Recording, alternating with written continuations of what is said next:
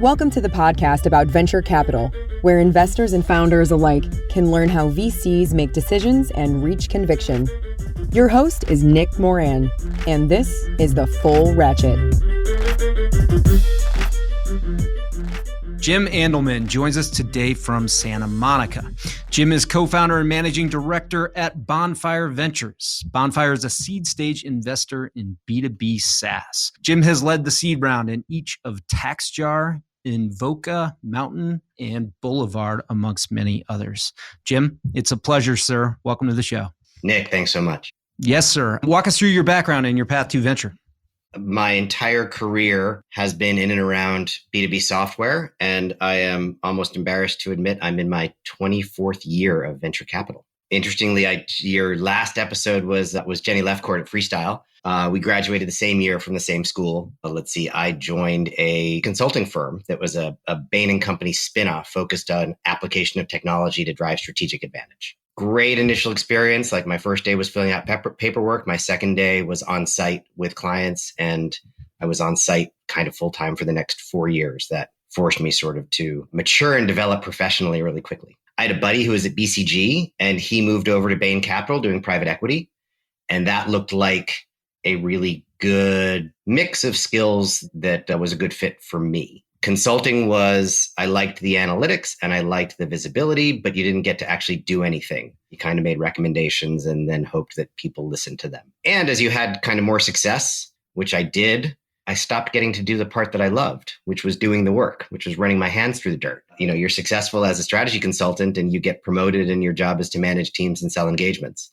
And I didn't really like doing either of those things. So I sort of charted a path to private equity, went back to business school with the plan to transition there. And that was 95 to 97, which were the first internet IPOs, like eBay and two others that no one had ever heard of, called Zoom and the Globe, but they were big deals at the time. And that looked much more interesting to me, sort of emerging growth, innovation than widget companies and financial engineering. So I sort of shifted focus to chart a path to venture capital. I joined a boutique investment bank called Alex Brown that at the time Goldman Sachs, Morgan Stanley, Merrill Lynch and the lot did not do tech IPOs unless it was, EMC or Microsoft doing secondaries and convertible note financings. And the tech IPOs at the time, a software company could go public at 20 million in rev, very different than it is today. And so those companies were much earlier stage, and it was a less remunerative business. But I joined this, and so there were four great firms called the Four Horsemen: Hambrecht and Quist, Montgomery, Robertson Stevens, and Alex Brown, doing equity private placements for software companies. So helping VC-backed software companies raise their last round of venture capital before they went public. And it was kind of a consultative feeder product to the IPO for the investment bank. And what were the valuation ranges at that point, Jim? Oh gosh, those were like Series Ds of companies doing 20 million in revenue, and the valuation was maybe $100 million, with the hope that when they went public, they'd go public at 250, right? And that crossover investor would get, a 2x in a couple of years, which is a great thing for a public market investor. Times have changed a bit, Jim. Oh yeah, tremendously. And so in 99, there was a huge boom, and there was a lot of demand for my skill set. So I had the good fortune to just sort of answer headhunter calls and was entertaining, 4 different VC offers, and joined a growth stage firm, newly raised, called Broadview Capital Partners, to lead software investing at a newly raised $250 million fund. So, good skill set match, but mostly good. The trick was getting it to stick. So, I was there for 4 years, great learning experience. For those, VC funds get their performance is tracked by vintage year, right? It wouldn't be fair to compare one fund that had its investment period during a downturn versus a different one that just had a 10-year bull market. And the 99 vintage year is probably like the worst in recorded history because prices were super high. Well, 21 is fast on its heels, Jim. Yeah. It gives you perspective. Like there were literally companies that were multi-billion-dollar public companies that had single-digit millions in revenue that lost 99% of their value in 2 months. Pets.com. And I was doing follow-on financings in companies that were registered to go public already that then ceased to exist.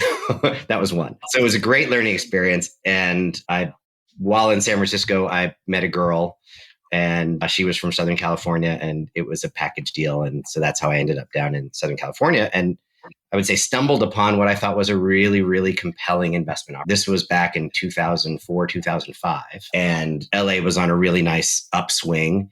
And that was before, now these terms, before AWS, before Twilio, before Stripe, before even the concept of the lean startup popularized by Eric Ries and Steve Blank. At the time what you had was the LAMP stack, which was the open source movement. LAMP stack was Linux, Apache, MySQL, PHP, enabled founders with technical competence to make a lot of progress with a lot less money early on in the company formation.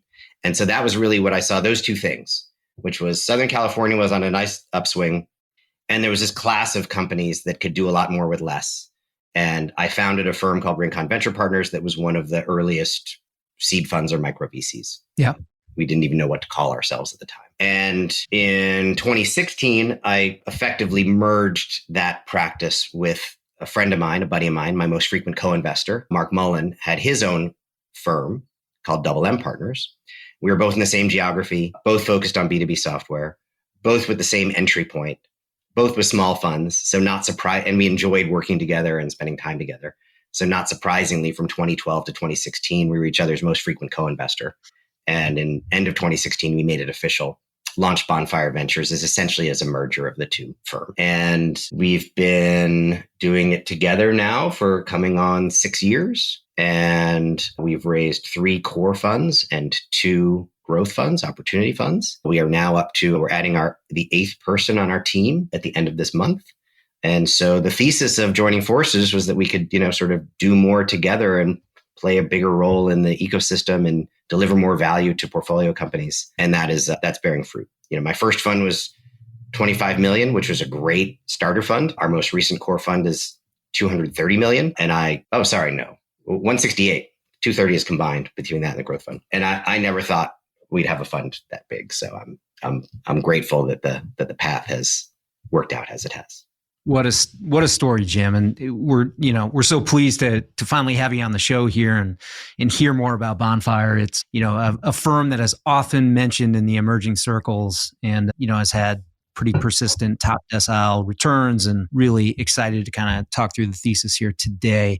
So 160 some odd million in the core vehicle. Can you give us quick broad strokes on portfolio construction there and check size, stage oriented? We have always been a low volume, high conviction, active, supportive investor, and probably more so than your average seed fund. We have 5 people on the investment team, 3 partners, 2 principals.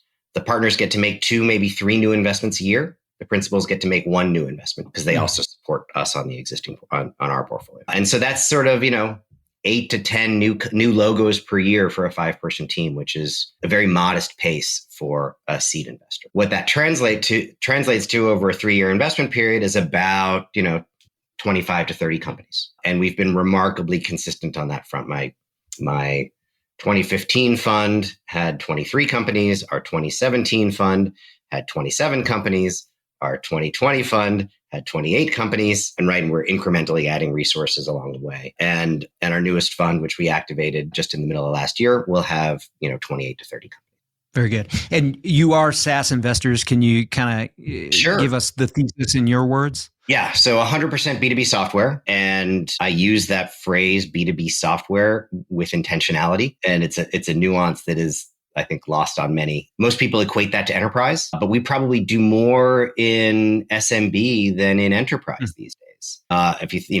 Software has been dramatically democratized, and the addressable markets have exploded, mostly because of mobile phones and ubiquitous broadband. And so that has, one of the areas where I in particular have an affinity and a focus is sort of SMB vertical software. Examples in the portfolio: Boulevard for salons, ChowNow for restaurants, et cetera. And, that is very different than enterprise software sold to, global 2000 CIOs. Anyway, B2B software-based product. 100% of our portfolio is a software-based product and a business buyer. And underneath that umbrella, sort of anything is fair game. The entire team has, each of us have spent our entire careers in and around B2B software. And our goal is to be the very best investor, the most valuable, the most helpful, the most supportive investor that a B2B software founder can choose. With our sort of low volume, high conviction approach, there is a higher cost to being wrong than your average seed investor. And so our entry point skews a little later than your average seed investor. Most of our sweet spot is companies that have already recruited initial team, already built initial product, already landed initial customers. And empirically, that's somewhere between kind of 30K MRR and $1 million in MRR, depending upon where the Series A bar is at any particular time. So MRR there or ARR, Jim? Sorry, I switched. Yeah, call it in ARR, call it 300K to $1 million, probably. Got it. Right now in this climate, the Series A bar has moved up to 1.5 to 2. So that enables us to move up a little bit and get a little more validation. And that's kind of, we can talk about what's going on in the seed market right now, but that's kind of been our response over the last year. And during 20 and 21, when it was super frothy and you had, Tiger and Insight doing seed rounds, we were kind of forced to go a little earlier, and we had a higher percentage of pre-revenue. We still do pre-revenue, but what we're really best at is engaging with those companies that believe they have a strong enough problem solution pair, enough product market fit that it's time to start investing anew in go-to-market. And so that's different than a pre-product company whose primary task over this next investment cycle is a build. And that has really enabled our model, that sort of lower volume, high conviction, where we can, put more eggs in fewer baskets, because we get that degree of validation around product market fit by being able to talk to actual customers, arm's length, paying real revenue for the solution, right? And what we want to hear is, you'd have to pry it out of my cold dead hand. And there are, 100,000 just like me who are idiots if they're not using this. So that's really what we look Jim, is there an ownership target at entry? I wish there weren't, right? It would be nice to be infinitely flexible and fit any hole in a puzzle that a talented founder has. The reality is ownership matters, because that's how you drive. That's one of the key ways you drive fund performance. And we are a firm that is disciplined in that regard. So empirically, 2015 fund average ownership at entry was 9.5%. Each fund has gotten a little bigger, and therefore we try to keep the same financing structure and write a slightly bigger check and get a little more ownership. I think the average right now is about 12.5% at entry. Perfect. And we reserve more than 50% for follow-on, back to your portfolio construction model. But the goal is the Goldilocks amount for follow-on, right? Not so much that we're not buying options, right? It is an approach in venture capital, right? A small check at seed or pre-seed, see how the company goes and decide whether you want to lean in or not. Right. That kind of, I think that's financially makes sense. It forces the investor and the founder to be a little arm's length from each other, because you might be on the opposite side of the table at the next financing. Our goal is to be the most aligned investor with a founding team over the entire life cycle of the business. So we want to be overweighted on the very first round. And as a lead investor, it's important to show support for companies that you believe in. And so it's important to have reserves and to deploy reserves. And we're kind of designed to do, invest at seed, do our pro rata at Series A, maybe do a runway extender in between if we see opportunity with the founder for, real value creation, if they have a little more runway. Mm-hmm. We call those sort of the preemptive second seed. And then do our pro rata at the A, and then, sort of participate at B, but in decreasing amount. And the goal, the idea is it's intentional. We take dilution right along with the founders. And again, that maximizes our alignment with them and their ability to seek out our advice and recognize that it's unbiased. Yeah, it's interesting. Over the past year and a half, 2 years, we've seen what I've seen is kind of a shift to more concentrated models and faster deployment amongst early stage VCs, and now I'm seeing the reverse. We led 3 deals in December, and I've seen in each of those deals, large investors have their check size once we got to January and we got to final close, and we may be seeing some VCs shifting back to the more options, more diversification model amidst the environment. Yeah, there's, that is an approach to risk mitigation. If you're fearful, that's something you do. We've been doing this a long time. We know what the profile is that's in our sweet spot. We're kind of dollar cost averaging. We did not really increase our pace during the heady years, and we are not reducing our pace during tighter years. One of the big lessons, like if I could, after the last downturn, the 2008 downturn, the global financial crisis, 2009, 2010, 2011 was an incredible time to be investing. We got like repeat serial entrepreneurs at a 4 million pre, right? Who could go for 18 months with $2 million or $1.5 million. And, if I could go back in time and write twice as many checks, add twice as many companies to that portfolio, I'd be on my private island in the Bahamas right now. I'm joking a little bit. I'd still be doing this. Or maybe the Channel Islands. Yeah. But it was a great time to be investing. And I think today is a great time to be investing as well. I think the challenge back then was no VC knew how much capital their existing portfolio was going to need to stay alive, right? It's like, if you have a bunch of kids that you're afraid are starving, like you're not going to adopt more. And no one knew when they were going to be able to raise their next fund, because we had gone a long stretch without DPI, without actual cash on cash returns that were attractive to the LP community. That's different today, right? Today, I think the funds that are performing will continue to get support from their LPs because they have distributed so much capital to them over the last few years, which I think enables us to be more bold during this little bit of a downturn here. I want to talk SaaS because I've got a captive audience with you here. But before we do, when we discuss what we're currently seeing in the seed market, much of the 2022 data is in, and we haven't really seen the valuations at seed correspondingly drop, with the later rounds, even Series A. Yeah. And what are you seeing, whether it's anecdotal or in the rounds you've completed? Are expectations trending down, or are those valuations kind of hitting their resistance? Yeah, so we're probably looking at the same data. What we saw is every other stage had a valuation correction, and seed didn't. And and everyone's scratching their head and saying, "Gosh, why is that? Does that make and how do I respond to it?" There's probably some skew in the data because what gets defined or caught by the definition or the bucket of Series Seed can be so broad. So, for example, our response to this current market has been to engage most with those companies that have the most validation. So our average ARR at entry between our, our COVID fund, which was deployed 20, 21, and 22, or first half of 22, versus our newest fund, which is just the last 6 months now. The average ARR at initial, they're all still called Series Seed, but the average ARR has doubled. And the valuation has actually gone up. The average valuation has gone up a little bit, but it certainly hasn't doubled. It's gone up maybe 10%.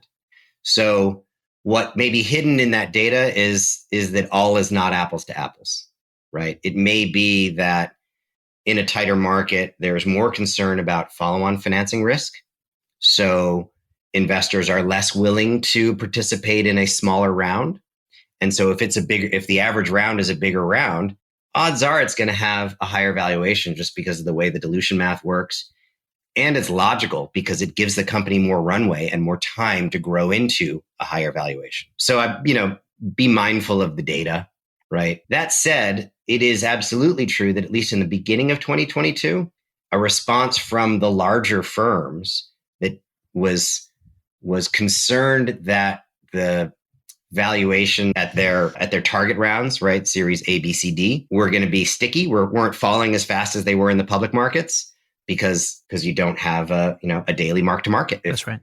Every good company almost that in 2021, right, the financing environment was so strong and so attractive and so advantageous to growth stage companies and their founders that, anyone who was smart raised a big round, and therefore they didn't need to raise in 2022. And I think, Doug Pepper, who's a good friend at Iconic, who was on with you, mentioned that in his interview, which is like, people just aren't doing financings.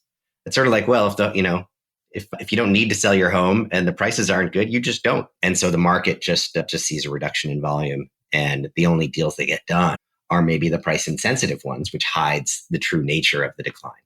Anyway, those firms maybe didn't like the pricing in their stages. They certainly liked the pricing at seed in absolute terms, right? And this is something Tiger did early on and Insight did early on in 2022. Those two firms in most pronounced fashion. They can get 25% ownership at seed, and it's a de minimis amount of money for them. Mm-hmm. And so that was kind of skewing the seed market in the first half of this year. And we've seen that trail off, which I think is a good thing. I think those firms maybe recognized that, logo count gets cumbersome, because if you're writing small checks that are basically call options, right, you end up with a lot of them if you're all else equal deploying the same amount of capital. And that just gets hard to keep track of. 100%. Yeah. Q3, we led a deal for a founder that came from a very large venture firm. And we called his boss. And he said, a quarter ago, I would have led this deal and taken the whole thing, but not anymore. Right. And then I would say also at seed stage, there are a lot of seed fund managers who, are talented and smart and wonderful people, but have never seen a down market and have been reasonably conditioned to think that a 30 post is a perfectly good price at seed. And so now they're seeing a 20 post and they think it's like a fair deal. And they've never been in an environment where the average was 4. And I'm not saying it'll ever get back to 4. Fundamentally, addressable markets for software are much bigger. Proven outcomes are much bigger. And unfortunately, right, human resources, which are the main thing that software companies spend money on, is people, right, fortunately or unfortunately, they're more expensive today than they were 10 years ago by a lot. And so, the same company that might have had, an average all-in headcount cost of 140K, 10 years ago, now it's over 200. And, that necessitates more capital, all else equal, for a given amount of runway. Yeah, it's a bit tricky at the moment, right? Because we have valuations are dropping, but prices inflation's been flat. The media is not really covering it that way, but it's been flat for a couple of months. The effects of inflation from last year are still being felt. And so we've got expectations of higher salaries. Despite, the austerity measures and whatnot, there's a need for people to have more spending power. And that's kind of working, the round sizes here, right? Yeah. Round size is kind of a function of valuation. And as valuation drops, the round sizes also drop. Companies are trying to extend runway, but that bumps up against, the overhead in the business and the salary expectations of engineers and other folks. Absolutely agree. The counter argument is like, it's a good thing. If employees can command higher salaries, they are enjoying a higher quality of living. And especially now where they can kind of live anywhere, they're not stuck living on the peninsula, which is, one of the most expensive places to live in. And when I say that, I mean the Bay Area.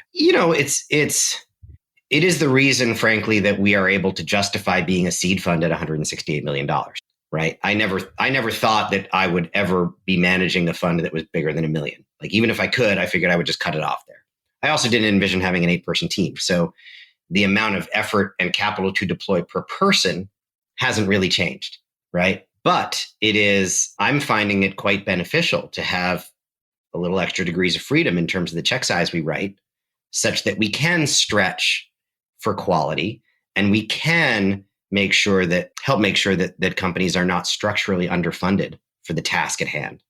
I would say one of the big lessons for me over my career in venture is knowing when to relax constraints. I think earlier on in my venture career, right, I had my own firm and my own fund kind of earlier than I thought I would.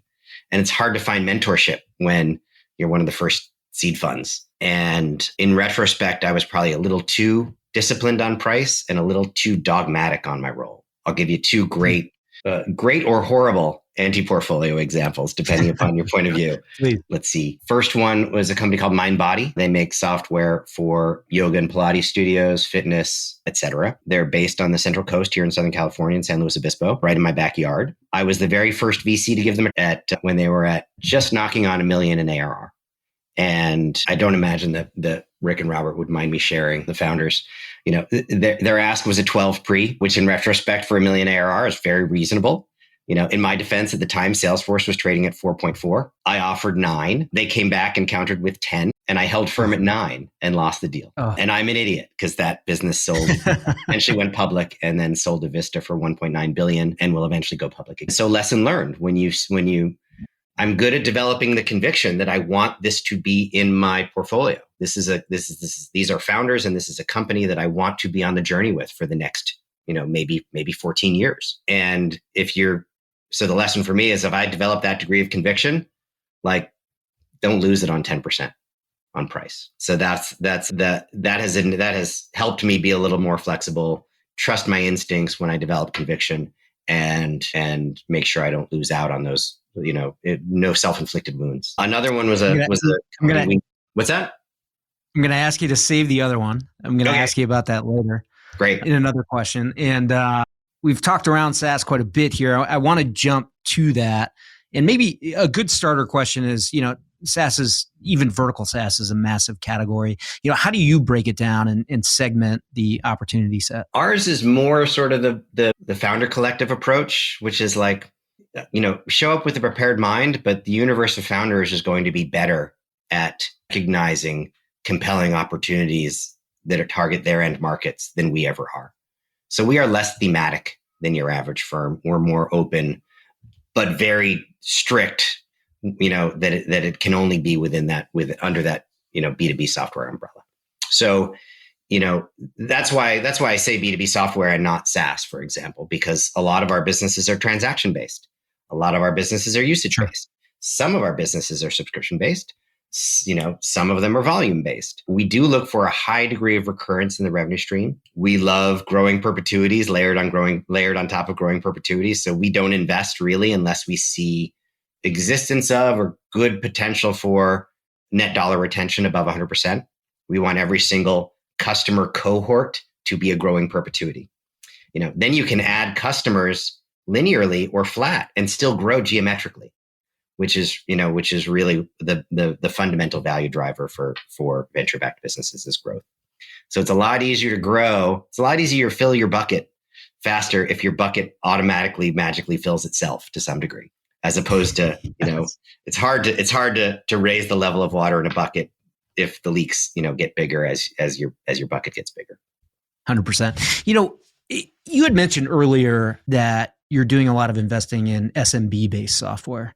And, a tricky thing that we grapple with here is, when you look at ACVs, annual contract values, and sales cycles, particularly when you're targeting smaller customers than enterprise, this has been a challenge. There's this tension, is every conversion going to be sizable enough? Can they convert fast enough?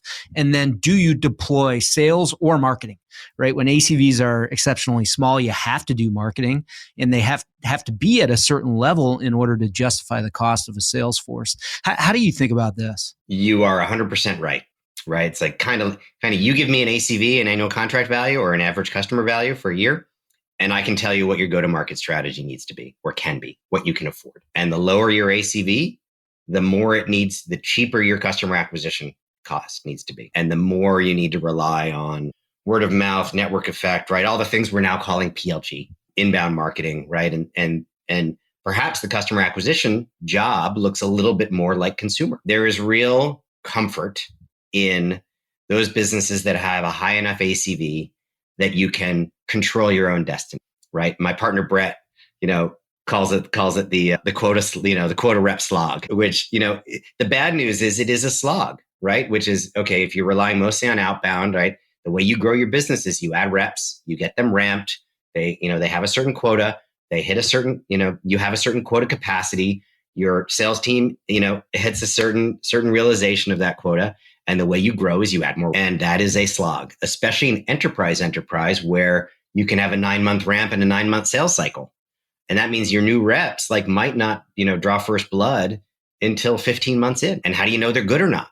Right? It's a big investment and it's capital inefficient. On the flip side, one of my greatest successes to date has been a company called TaxJar. TaxJar is now a part of Stripe, was acquired by Stripe in 2021. They make software for calculation, reporting, and auto filing of state sales tax.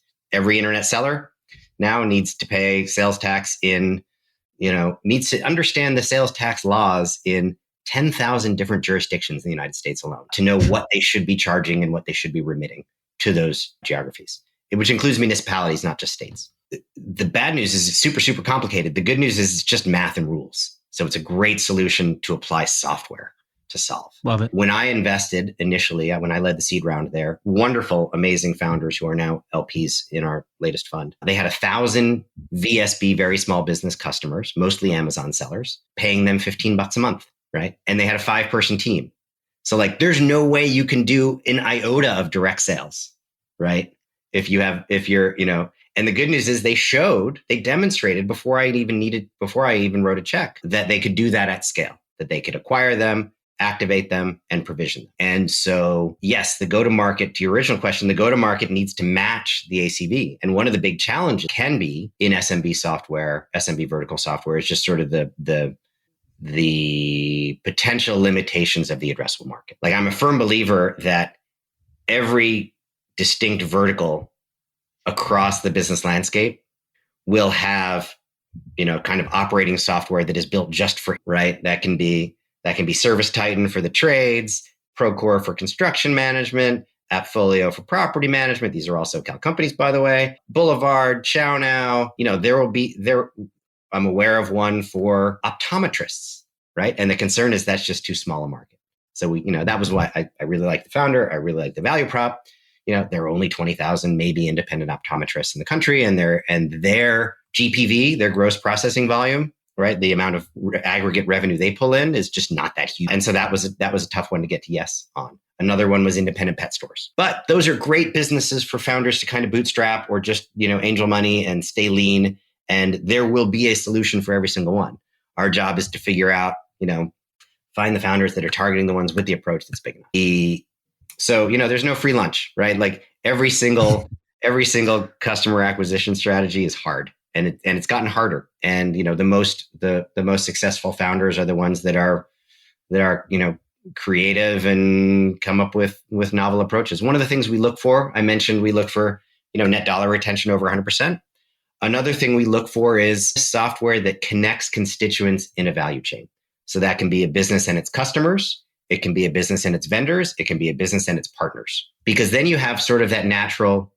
You can have that natural viral coefficient and a network effect, which the definition of network effect is, right, the value to each node is higher as more nodes are added to the network. And those are things we look for as well because of that one unfair advantage you can get in customer acquisition, get more inbound, more organic, more referral, and also software that is used by multiple constituents, especially across business boundaries, right, company boundaries, are harder to rip out. Because you have less, it's a joint decision-making process, and inertia is a powerful force that you want to employ for the benefit of your portfolio companies instead of against them. So those are two things that we look for to help solve for that, issue you talked about. Love it. Moats are not just about keeping competition out. They're about keeping customers in. Yeah. Jim, what would you say is directionally a decent guideline around minimum ACV threshold to warrant a sales-driven motion? Great question. It really depends upon the configuration of your sales team. So I'll answer sort of the lowest extreme. When I engaged with MindBody, one of the two co-founders, Robert, was running sales, and he had they were in San Luis Obispo. They hired, English majors with nice phone voice right out of Cal Poly. They had a benevolent little boiler room, and they were doing outbound calling with fresh college grads. And their ACV was $1,200 at the time. It was $100 a month.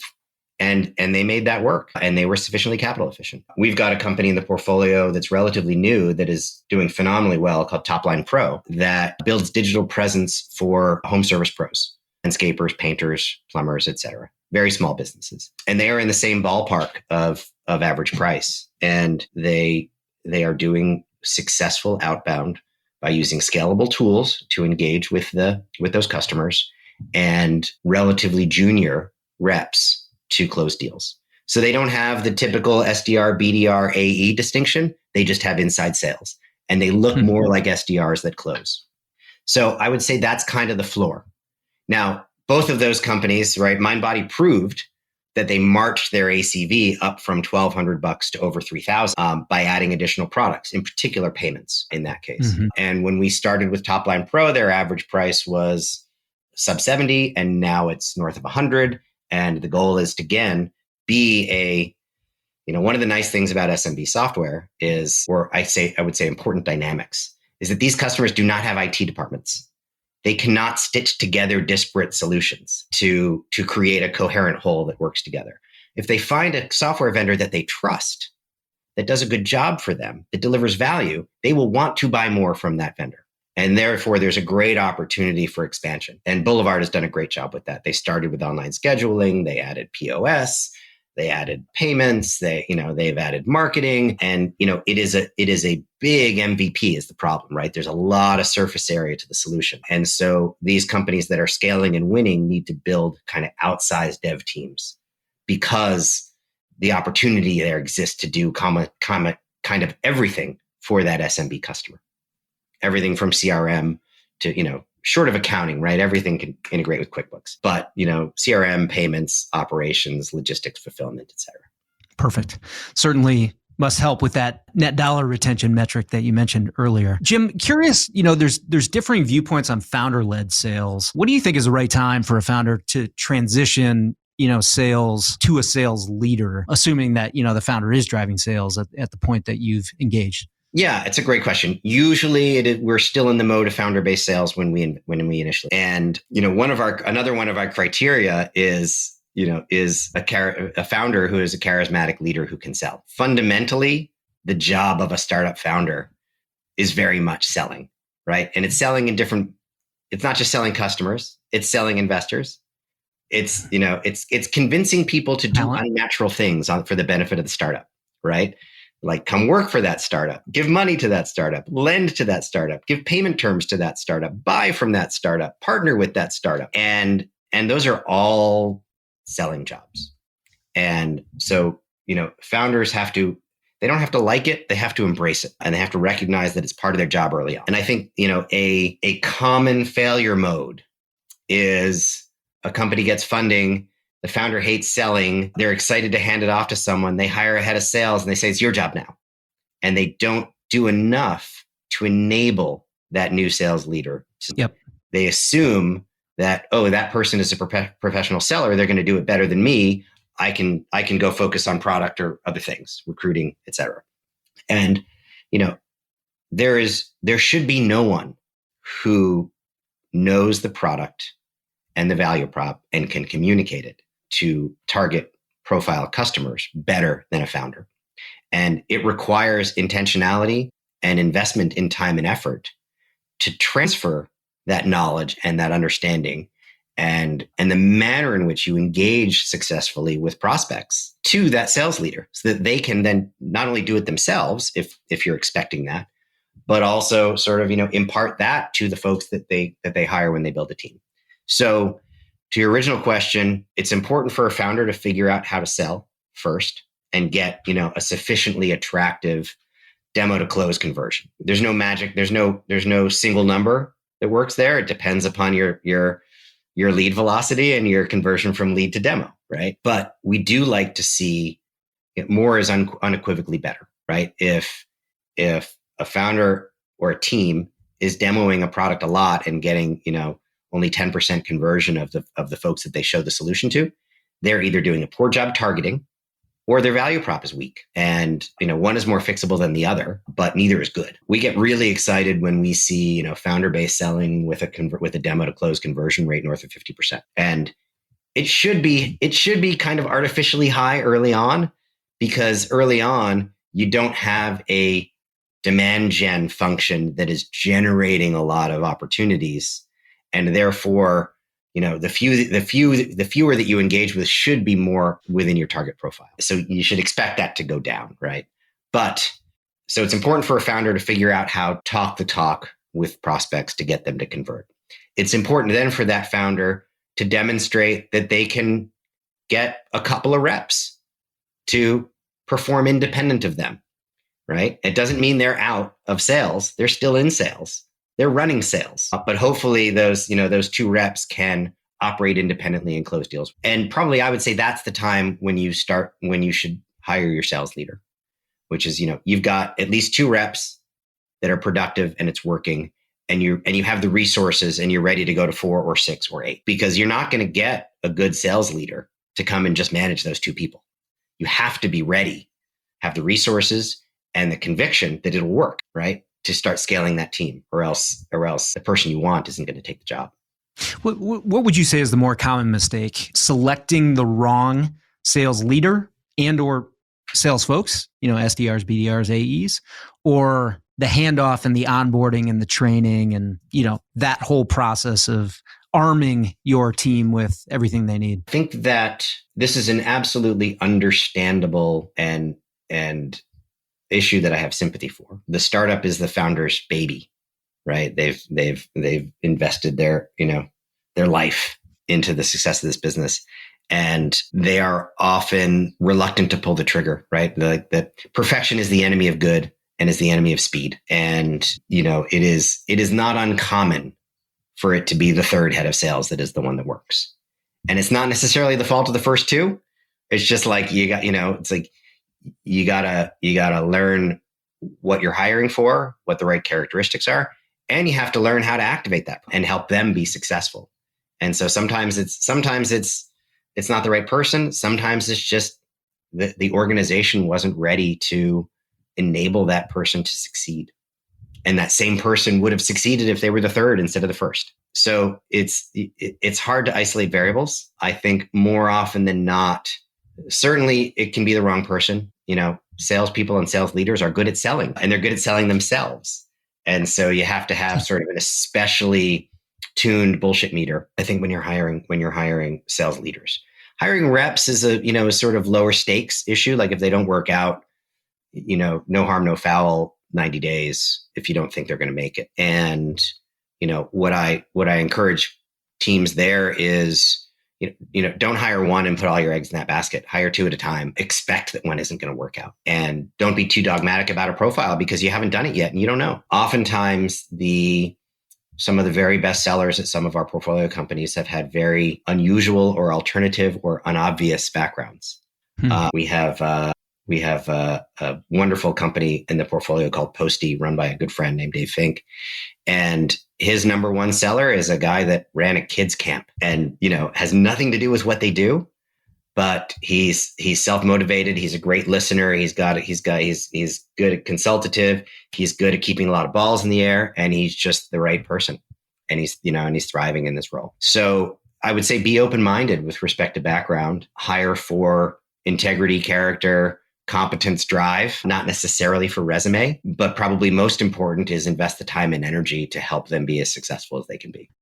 Jim, you mentioned earlier that there can be some models that might be a little more customer success oriented, or in some cases, maybe there's a service component, or maybe some extra hosting or DevOps, right? And so margin profile for a business might not be as high as standard venture capitalist is looking for, right? How do you, I guess the first question is, would you consider investing in businesses with, optimal margin profile?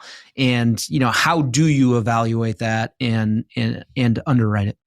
Yeah, great question. There is a spectrum of gross margins in software-based businesses. Increasingly, if you think about, the talk around sort of systems of intelligence, people buying outcomes rather than a business productivity app, there can be a real cost of goods.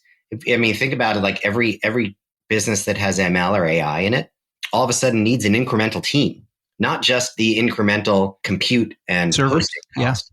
But your software development team may be completely distinct from your ML AI team. And so that makes those businesses less capital efficient. It can give those businesses a lower gross margin. I think apples to apples, a way to think about the business is on a gross margin basis. So we think about it's not a GAAP term, but we think about net revenue. If there's a, let's say Groupon, for example, when this is a while ago now, when they went public, they tried to count their revenue as the gross. Right. And it was the SEC that said, oh, that's not going to work. No, you have a pass through to your merchants. You need to recognize your revenue on a net basis. The smart investor does that even if the company's not doing it yet. Right. And then you have apples to apples. You have sort of the universal translator of like, what is the contribution in dollars, right? It's a little different than gross margin because I put all the people costs, kind of below the line. But is there a fundamental cost to delivering the service? That can be people if there are people involved in the fulfillment of, the outcome for the customer, the delivery of the product or the service. But so that's in our opinion a good way to think about it. And there are, I think, where investors have gotten tripped up in some places is where they treated low margin revenue like software revenue. And, it works well for a while because it's, gosh, if you're a grocery store, it's really easy to show big revenue numbers, right? But if you're a 3% margin business, right, should you be applying a 10 or a 20x multiple on the gross? And the answer is, of course not. And so it's important to be aware of that, be cognizant of that. We do look for businesses. We would be nice to be able to invest and do what we do at seed without consideration of the mentality of the follow-on capital. The good news here is that so many opportunities are so much bigger than they ever have been in the past. And therefore, if you're pursuing a big opportunity, it makes sense to go for it, right? And if, earn capital at sufficiently attractive terms and deploy that capital in NPV positive ways, right? In ways that increase the value of the enterprise net of the dilution you take from taking on that capital. And so we're forced to think about sort of the follow-on capital. And we at Seed, right, we have an investment scorecard and a rubric that looks at the company through a Series A lens and says, Sure. Do we believe this company with the runway we provide will have a high probability at succeeding in raising Series A? The ends is not the Series A, it's just a means, but it's a prerequisite to get to the ends, right? Now, that said, some of our greatest successes got profitable with Series Seed and never needed to raise any more money. TaxJar is a good example. I led their Series Seed. It was a $3 million round. They used two of it. They never touched the last million. They got profitable and they never raised primary again. They raised financing from Insight Partners before they sold, mostly for risk mitigation and for marketing. So that, I'm not saying you have to be on the VC treadmill, but more often than not, every market opportunity that is compelling will attract competitors, and capital is a tool to wield in that competitive race. So there is a shortage of VCs, I think, at follow-on that can process those non-software gross margins. And so what we usually end up doing is encouraging the teams to express their company on a net revenue basis, even though it's a non-GAAP measure. So Mountain Digital is a good example. They're one of the leaders in connected TV. They achieved unicorn status in 2021. They raised a $120 million round from BlackRock and Fidelity. I led their Series A, which today would be called a Series Seed, back in 2011. And there is a media cost, right? Because they sell connected TV advertising, sort of the living room quality advertising that you get on streaming services. And they made a switch along the way and said, okay, we're going to remove the media spend from our income statement and just recognize the net. And they elected to do that because it increased their gross margin, and because even though it was a lower number, they knew it was more understandable to the investor community, that they'd get a higher multiple on that. And by the way, if they eventually maybe want to go public, like, the SEC is going to force them to do it anyway. So why not do it earlier, rip the Band-Aid off early, instead of seeing your revenue, cut by 40% later? Well, and save your VCs the extra time to run the calculation themselves, because investment committee, I'm sure they're all doing it. Yeah, exactly. And then, Jim, as you talk about this Series A readiness and making sure that at the point you invest, these companies will have the runway and the metrics and the progress required to raise probably a tier 1 Series A. Are there, we've talked about some of the key metrics, lead velocity and net dollar retention, ARR, growth rates, et cetera. What are some of the less obvious things that are important for a company to reach that attractive Series A level? Yeah, great question. I think that founders tend to be over fixated on the metrics and underappreciate institutional readiness. The Series A investor who is going to invest, $8, $10, $15, $20 million wants to give that money to a team that is ready to go and create value with it. And so before Series A, ideally, right, you get the business configured in such a fashion, the organization configured in such a fashion that it's ready to hit the ground running when it gets that money. So one of the things we encourage is, hire at least one strong, experienced functional leader before Series A, right? That can be, depending upon what the founding team has and doesn't have, right? It can be any of the major roles. It can be head of sales. It can be head of marketing. It can be head of CS. It can be head of eng. It can be head of product. But hire at least one of those to prove that you can do it, right? One, to prove that you can do it. And two, to show that person is, because it is an absolute prerequisite to success. Building a team of functional leaders that is stronger than you, the founder. And so, show that you can do it. And that's hard, right? I'm not saying it's easy, because it's much easier to get funded and then be able to talk about the funding in the pitch to that. But you need to, but startups are hard. If they were easy, everyone would be rich. And that's one of the important things to accomplish. You talked about skills that the founding team may have and skills they might not have, and they might have to hire for. Jim, how do you feel about giving really hard advice? I'm sure I imagine you sit on a number of boards and you work with many different founders with many different strengths. Let's say you're working with an exceptionally bright founder, but they've got a blind spot. And whether they'd like to admit it or not, it's severe enough to put the company at risk.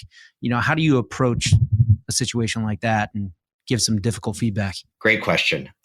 We mostly take board seats. We are usually a founder's first lead investor. We are usually a founder's first outside board member. And oftentimes, until Series A, we're the only VC who's kind of paying attention. Not always. We love to syndicate, and we are super appreciative of high quality, active pre-seed investors. But I've served on about 40 boards of software companies, and it takes a long time to pattern match in this business. So I think it was just a few years ago that I finally shed the imposter syndrome and felt like I knew what I was doing. And the fun thing about this business is you get to be a doer your whole career, and you see new stuff if that didn't happen, I'd be bored. This business keeps me young and keeps me curious and keeps me engaged. My personal style is very much to make suggestions and give advice. To a fault, I don't mandate anything or say you must or you should. I say, have you thought about X?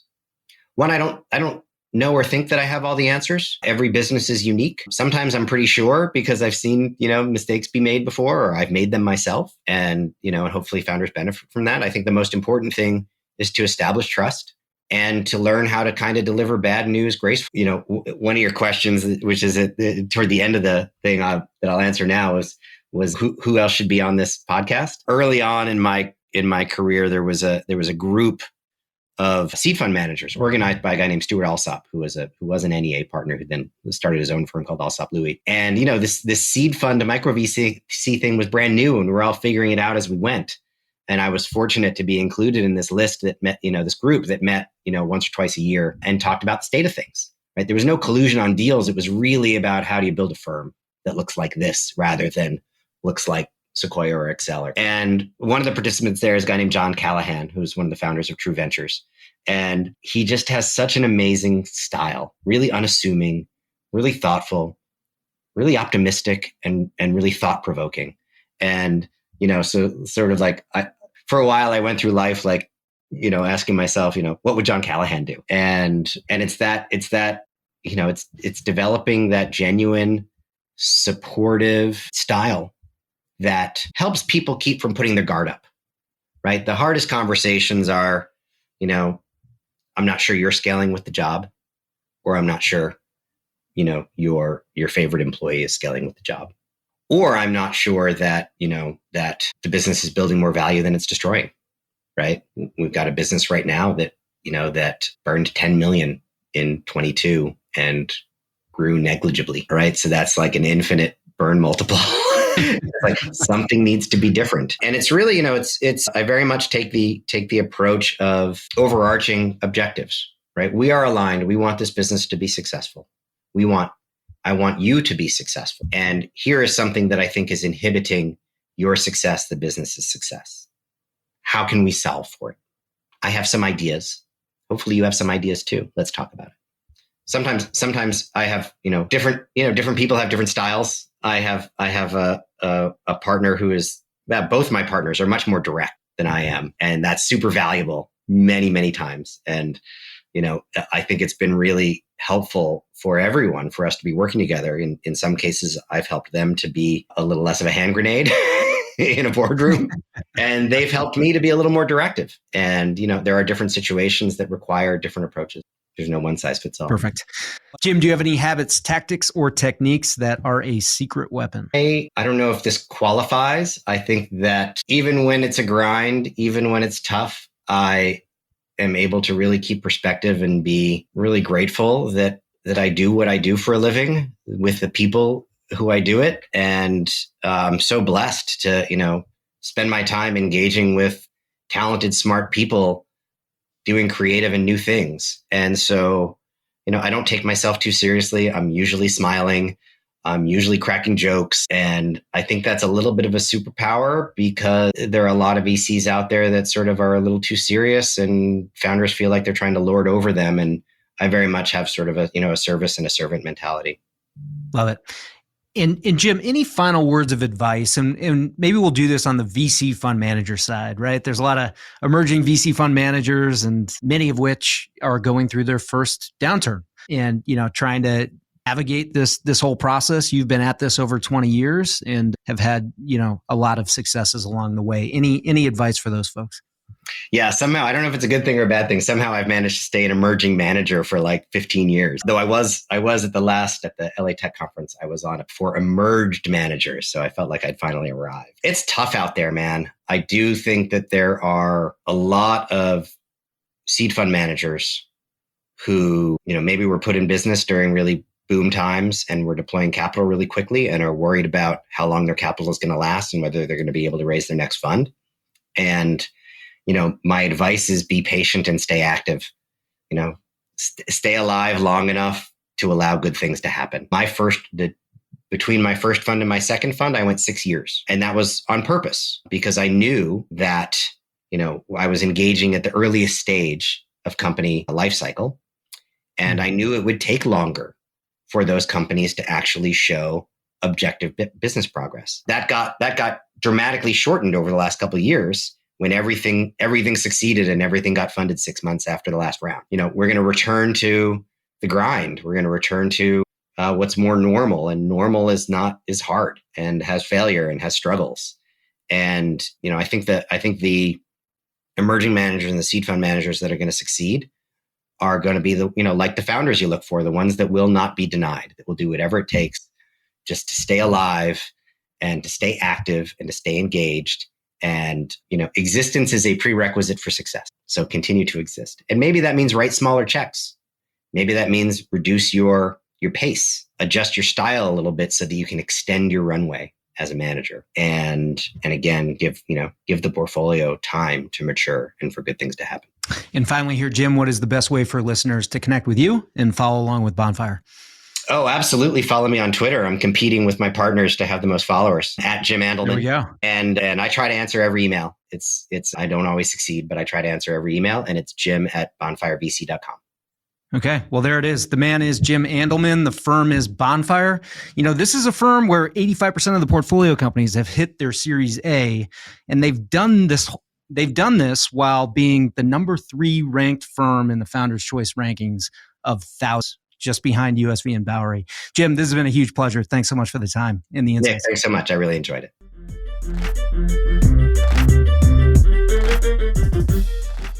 All right, that'll wrap up today's interview. If you enjoyed the episode or a previous one, let the guest know about it. Share your thoughts on social or shoot them an email. Let them know what particularly resonated with you. I can't tell you how much I appreciate that some of the smartest folks in venture are willing to take the time and share their insights with us. If you feel the same, a compliment goes a long way. Okay, that's a wrap for today. Until next time, remember to over-prepare, choose carefully, and invest confidently. Thanks so much for listening.